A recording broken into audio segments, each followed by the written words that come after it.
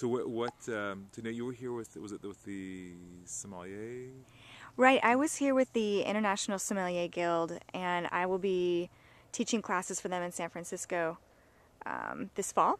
Mm-hmm. And I became a certified sommelier with them, actually in Los Angeles when I was living there. Where did you live in LA? I went to UCLA, so I was Go Bruins! Go Bruins! You know what? I was just Can't have that on camera, by the way. But, love the Ducks, love the Beavers. We can always have Go Bruins on the camera. Absolutely, absolutely. That's funny. So David, what is your last name? It's Millman. Millman. Okay, so we're here with David Millman at Domaine Drouhin, just above Dundee in the Willamette Valley, and it's just absolutely spectacular. Hello. Hello. Yes, we are officially in Dayton, Oregon, in the Dundee Hills. You're looking out across the valley. Bit of a cloudy day, which is typical. Well, yeah, I think everything is typical in Oregon. A nice respite from some of the heat that we've had over the last month. Had some pretty extreme heat, actually. And this is an interesting point when you're in the Dundee Hills, because there's so much history right here on this hill. It'll be a little hard to see, but if you were to look out sort of straight south, really, you can see there's a little yellow truck in the field, sort of parked near the trees on the left side over there. There's a yellow truck back out in the field. But anyway, if you keep going down this line, it comes to one very tall fir tree, and that's where the Irie vineyards are, and that's where Pinot Noir in the northern Willamette began, literally on this hill. So there's a lot of history. Of course, you have Sokol Blosser just down the way, and neighbors like Archery Summit below this ridge. Our friends at Domaine Drouhin, of course, and just the hills and White Rose and a number of others that are around here. It's a hotbed over here. It is. That sounds a little cheesy, but there's a wonderful number of truly excellent wineries that are here, and I always think about David Lett and his wife Diana coming here in the beginning of '65, and they throw this dart, and they're right. They're just right. Yeah. So, yeah. Well, one thing I wanted to ask you about was I was chasing with Jesse Lang yesterday, good. and I asked him the burning question that I've wanted to ask ever since I got here, which is why are Oregon Pinots so expensive? And his take on it was, well, we struggle to get 2.5 tons per acre here, whereas the yields in California, for example, are just so much higher, and as well the cost of farming, especially with all the live and organic stuff, is just higher. So would you kind of agree with that?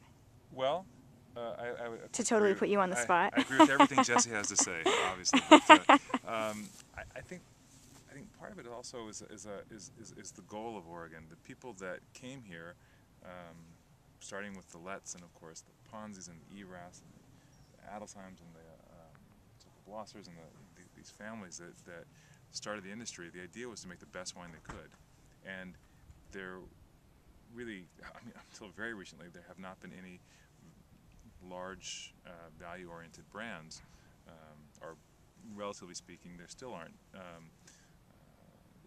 There's no one producing wine at the volume that you see in California.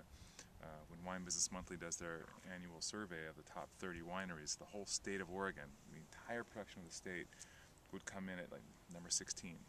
It's something like that. It's always and small. It's small, and it's family, and people came here to produce the best wine they could, and that's going to be a more expensive undertaking. So it's been described as the inverted pyramid, as opposed to a little bit of quality at the top, and then it lessens as you get into the larger numbers of players. Instead, it's the other way, where everybody was trying to make the best wine they could, and there was almost nobody making a more value-oriented. That's right, a larger production wine.